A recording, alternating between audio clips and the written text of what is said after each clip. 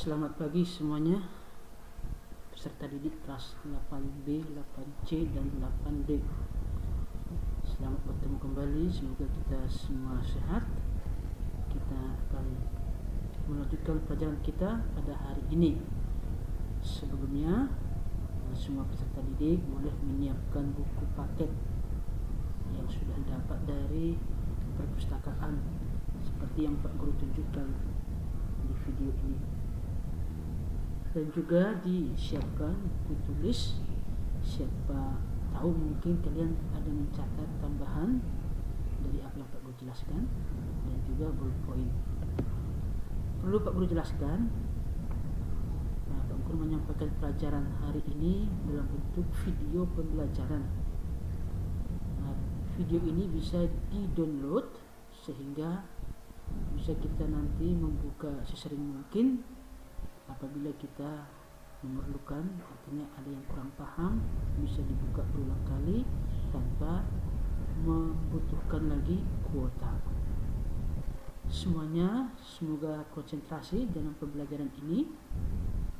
Pak Guru akan menyampaikan dalam bentuk PowerPoint. Silahkan dilihat PowerPoint, tapi sambil juga didengarkan dari penjelasan Pak Guru. Karena apa yang Pak Guru tulis di PowerPoint memang umumnya itu Pak Guru jelaskan, tapi ada yang Pak Guru jelaskan tidak ada di PowerPoint. Jadi anak-anak sekali lagi mohon konsentrasinya. Oke, kita mulai. Bab pertama kita adalah gerak benda dan makhluk hidup di lingkungan sekitar. Kalau minggu yang lalu Pak Guru kasih bab pertama itu adalah konsep gerak, sedangkan yang bab kedua adalah sistem gerak manusia, hewan, dan tumbuhan. Nah, kalau kita lihat di buku ini sebenarnya itu satu bab, tapi karena banyaknya materinya Pak Guru buat dalam dua bab seperti yang sudah kalian tulis minggu yang lalu.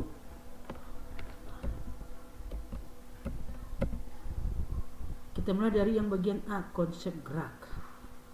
Konsep gerak itu dibagi menjadi 3 lagi. Yang pertama adalah gerak lurus, yang kedua adalah gaya, dan yang ketiga adalah hukum Newton. Kita mulai dari yang pertama, yaitu gerak lurus.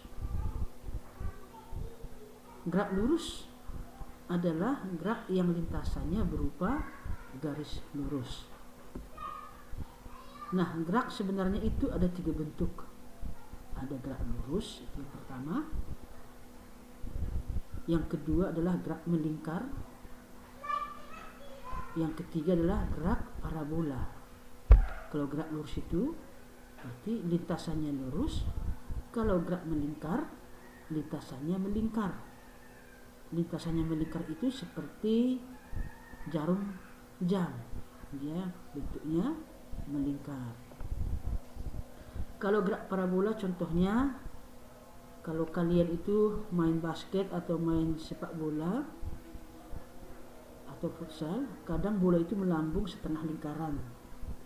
Nah, itu adalah bentuknya parabola. Hanya saja gerak melingkar dan gerak parabola itu nanti dipelajari di tingkat SMA. Jadi untuk tingkat SMP kita belajar gerak lurus. Gerak lurus ada 3 jenis, yaitu gerak lurus beraturan disingkat dengan GLB. Ini artinya adalah gerak benda yang lintasannya lurus dan kecepatannya tetap atau konstan. Jadi kecepatannya itu tidak bertambah dan tidak berkurang, segitu terus. Contohnya, bola menggelinding di lantai datar, itu lintasannya lurus dan kecepatannya biasanya konstan sampai selama dia bergerak ya. Jangan sampai dia berhentinya, maksudnya selama dia bergerak itu biasanya kecepatannya tetap. Contoh lagi bisa Pak Guru sebutkan, kalau kita berada di mobil di jalan raya yang lurus, naik mobil kita kecepatannya tetap 40 km per jam misalnya, lintasannya lurus, itu termasuk GLB. Yang kedua adalah gerak lurus berubah beraturan dipercepat, biasa disebut dengan GLBB dipercepat. Artinya adalah gerak benda yang lintasannya lurus dan kecepatannya bertambah. Maksudnya semakin lama semakin bertambah. Contoh, buah kelapa jatuh dari tangkainya. Buah kelapa itu kalau jatuh dari tangkainya itu, pertama gerakannya itu masih lambat, semakin ke bawah, semakin dekat ke tanah, gerakannya semakin cepat. Atau contoh yang sering kita alami ketika kita naik mobil. Kita naik mobil, mula-mula kecepatannya masih konstan, tiba-tiba yang nyetir itu menginjak gasnya. Nah, itu kecepatannya bertambah. Itu contoh dari GLBB dipercepat. Yang ketiga adalah gerak lurus berubah beraturan diperlambat, disingkat dengan GLBB diperlambat. Artinya gerak benda yang lintasannya lurus dan kecepatannya berkurang, semakin lama dia berkurang. Contohnya, benda dilempar ke atas. Benda kalau kita lempar ke atas itu semakin ke atas gerakannya semakin lambat. Bahkan pada titik tertentu dia berhenti sehingga dia balik lagi turun ke bawah. Tapi yang kita lihat proses dia naiknya ke atas, itu contoh dari GLBB diperlambat. Contoh lain yang sering kita alami sama seperti kita naik mobil juga. Mobil sudah kencang, kecepatannya udah tinggi, tiba-tiba direm sehingga kecepatannya berkurang. Nah, itu contoh dari GLBB diperlambat. Alat untuk mengukur kelajuan kendaraan adalah speedometer, seperti yang Pak Guru buat dalam gambar di bawah. Ini kalian sudah sering lihat, di mobil ada, di sepeda motor juga ada. Nah, perhatikan, jika ada seorang pelari mampu berlari sepanjang 20 meter dalam waktu 4 sekon atau detik, apa artinya? Pak Guru ulangi, jika ada seorang pelari mampu berlari sepanjang 20 meter dalam waktu 4 sekon atau detik, apa sih artinya? Artinya adalah pelari tersebut mampu menempuh jarak 5 meter setiap sekonnya atau setiap detiknya. 1 sekon 5 meter, 2 sekon 10 meter, 3 sekon 15 meter. Jadi 4 sekon itu 20 meter. Nah, kemampuan pelari tersebut dalam menempuh jarak disimbolkan dengan S, setiap sekonnya atau setiap waktunya disimbolkan dengan T, itulah disebut dengan kelajuan yang disebut dengan V atau disimbolkan dengan V, yang dapat ditulis V sama dengan S per T. Kelajuan sama dengan jarak bagi waktu. Nah, rumus ini nanti yang kita pakai untuk menyelesaikan soal-soal. Kalau tadi yang pertama tadi itu kita berlogika, contoh yang ada di tampilan ini. Nah, kalau ada soal-soal berikutnya nanti, nah coba kita menggunakan rumus atau persamaan matematis namanya. Untuk kelajuan adalah V sama dengan S per T. Nah, contoh soal.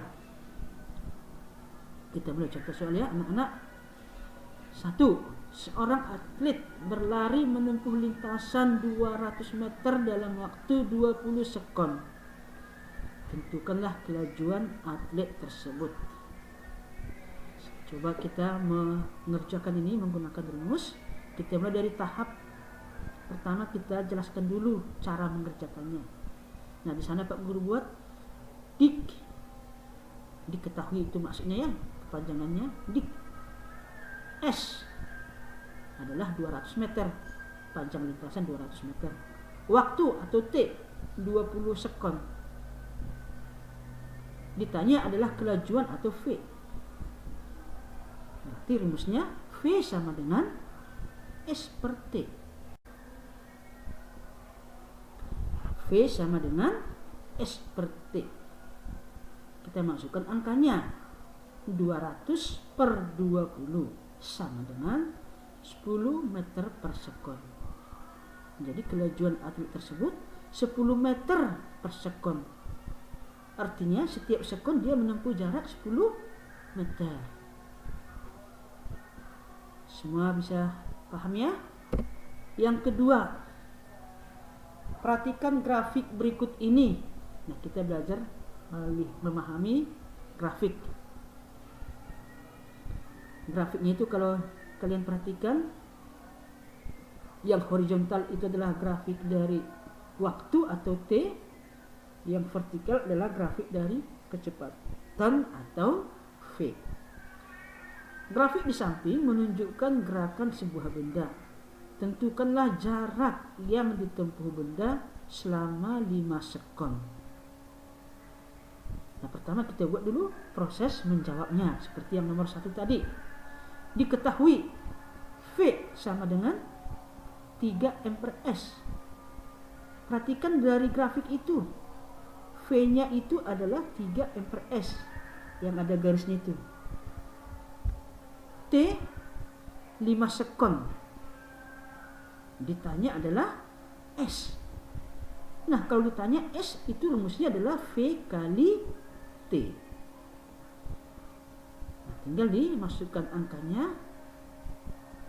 S sama dengan V kali T sama dengan 3 kali 5 sama dengan 15. Jadi jarak yang ditempuh benda tersebut adalah 15 sekon. Coba diulang-ulang nanti di rumah ya, yang cara mengerjakan soal dalam bentuk grafik. Nah, nanti ada contoh soal atau latihan soal nanti Pak Guru kasih, semoga nanti bisa dipahami. Kita lanjut. Jika kita menumpangi mobil, itu biasanya kecepatannya berubah-ubah. Bisa semakin cepat atau semakin lambat.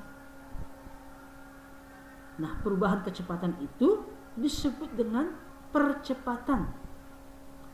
Pak Guru ulangi. Perubahan kecepatan tersebut disebut dengan percepatan. Simbolnya adalah A. Ingat anak-anak, kecepatan itu tidak sama dengan percepatan. Perubahan kecepatan disebut dengan percepatan. Percepatan dapat dituliskan atau dirumuskan A sama dengan delta V per delta T. Itu bacanya delta ya, yang segitiga itu.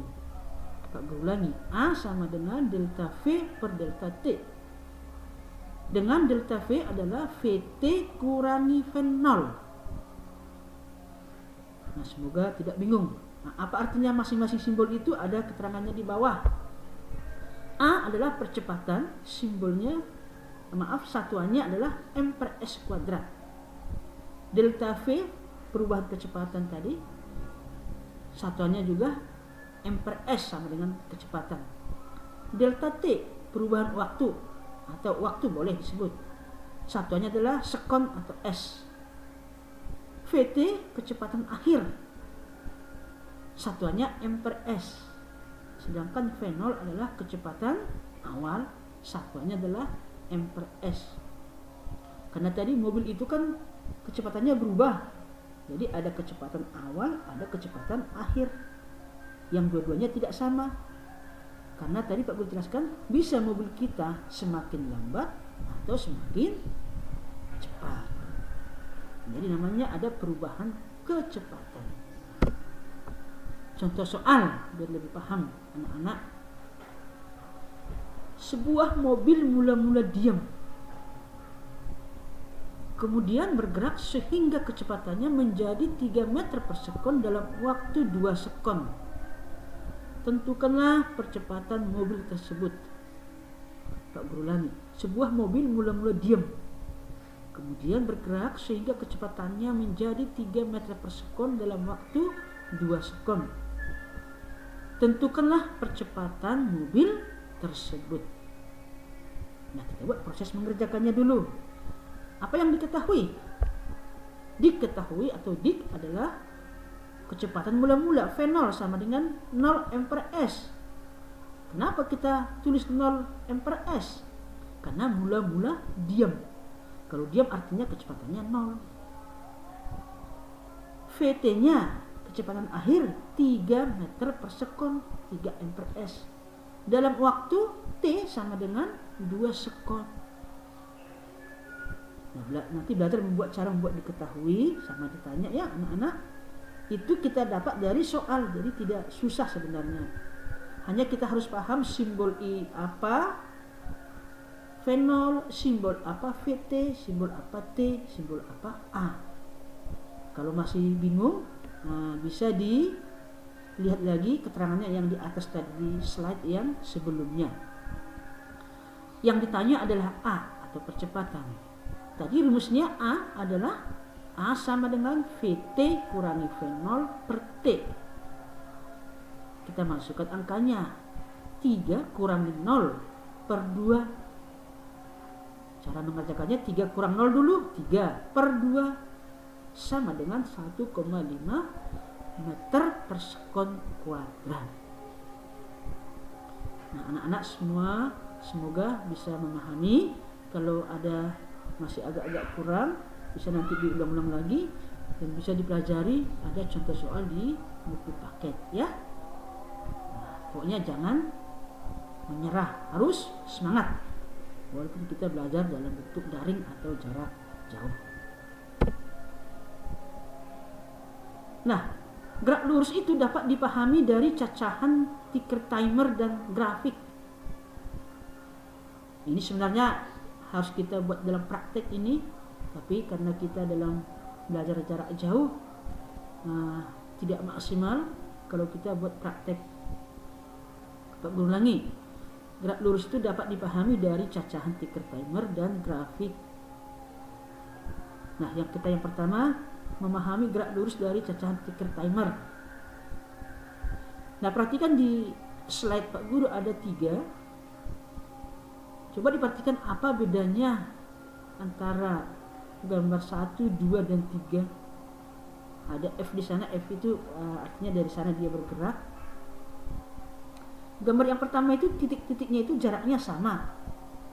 Ya, bisa diperhatikan ya, jaraknya sama. Kalau yang gambar kedua itu jaraknya semakin lama semakin jauh atau semakin renggang. Bisa diperhatikan ya. Yang ketiga, gambar yang ketiga itu adalah titik-titiknya itu semakin lama semakin rapat. Nah, titik-titiknya itu namanya cacahan ticker timer.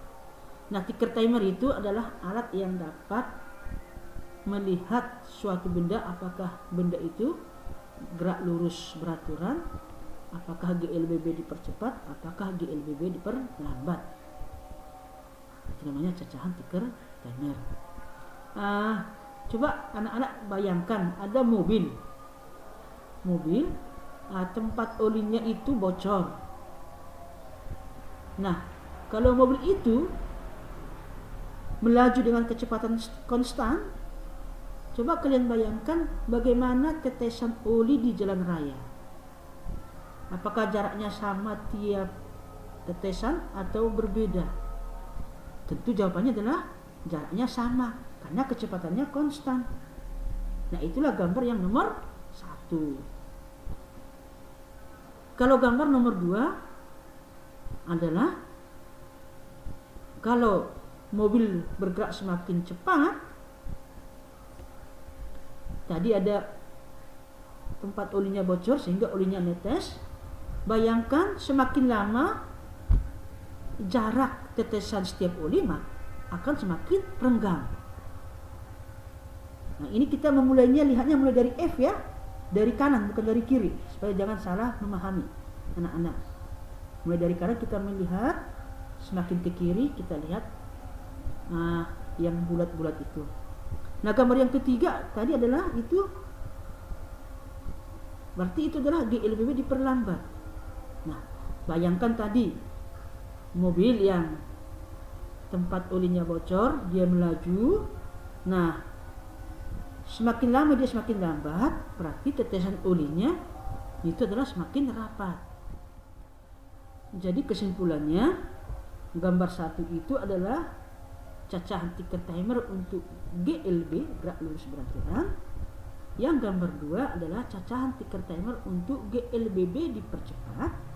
Sedangkan gambar 3 adalah cacahan ticker timer untuk GLBB diperlambat. Oke, kita lanjut anak-anak. Yang kedua, memahami gerak lurus dari grafik. Nah, ini sering juga ada dalam soal ya. Memahami gerak lurus dari grafik. Yang pertama adalah GLB. Jenis geraknya GLB. Yang kedua GLBB dipercepat. Yang ketiga GLBB diperlambat. Nah, yang ini, yang Pak Guru kursor ini diabaikan ya. Ini tidak usah lagi sebenarnya ini. Pak Guru tunjuk dengan kursor. Nah, Pak Guru ulangi. Yang pertama jenis geraknya adalah GLB. Yang kedua GLBB dipercepat. Yang ketiga GLBB diperlambat. Lihat kolom yang berikutnya. Grafik VFST. Itu bacanya grafik kecepatan dengan waktu. Kalau yang paling kanan adalah grafik S terhadap waktu. S itu adalah jarak tadi ya. Nah, untuk GLB, grafik kecepatan dengan waktu, V dengan T itu grafiknya lurus horizontal. Kenapa? Karena kecepatannya memang tetap atau konstan. Kalau grafiknya untuk S terhadap T, jarak dengan terhadap waktu, itu grafiknya naik. Karena apa? Semakin lama jarak yang ditempuh semakin jauh. Itu diingat ya anak-anak. Untuk nomor 1 jenis gerak GLB, grafik V terhadap T itu datar, horizontal lurus. Grafik S terhadap T adalah ya geraknya naik. Yang kedua adalah grafik untuk GLBB dipercepat. Untuk GLBB dipercepat, grafik V terhadap T, V versus T maksudnya ya, itu grafiknya naik karena semakin lama kecepatannya bertambah. Itu logikanya. Kalau grafik jarak terhadap waktu atau S terhadap T itu melengkung seperti yang ada slide. Jenis gerak yang ketiga adalah GLBB diperlambat. Grafik kecepatan terhadap waktu atau V terhadap T itu adalah grafiknya turun. Nah, diperhatikan ya, turun. Karena apa? Karena semakin lama kecepatannya berkurang. GLBB diperlambat. Kalau grafik jarak terhadap waktu atau S terhadap T itu grafiknya seperti itu, melengkung dia ke atas. Kebalikan dari yang GLBB diperlambat. Nah, ini anak-anak semoga tidak bingung ya. Bisa nanti diulang-ulang lagi. Jangan bosan-bosannya sampai kita memahami. Ingat Thomas Alva Edison, dia 999 kali melakukan percobaan yang gagal. Dia tidak patah semangat. Di percobaan dia yang 1000 dia berhasil. Itu adalah salah satu untuk yang bisa kita tiru. Nah, anak-anak, semoga kalian bisa memahami apa yang Pak Guru jelaskan tadi. Di sini ada Pak Guru kasih latihan soal. Semoga tadi pembelajaran tadi bisa kalian pahami. Untuk memahami lebih dalam materi, di sini Pak Guru berikan latihan soal sebanyak 5. Bisa nanti kalian kerjakan. Dipahami ya. Dipahami lebih serius lagi. Kalau masih kurang mengerti, bisa dibaca buku lagi, bisa dibuka lagi video ini. Jangan lupa video ini bisa di-download seperti yang Pak Guru bilang tadi. Ini ada 5 soal, nanti dikerjakan di buku latihan soal boleh.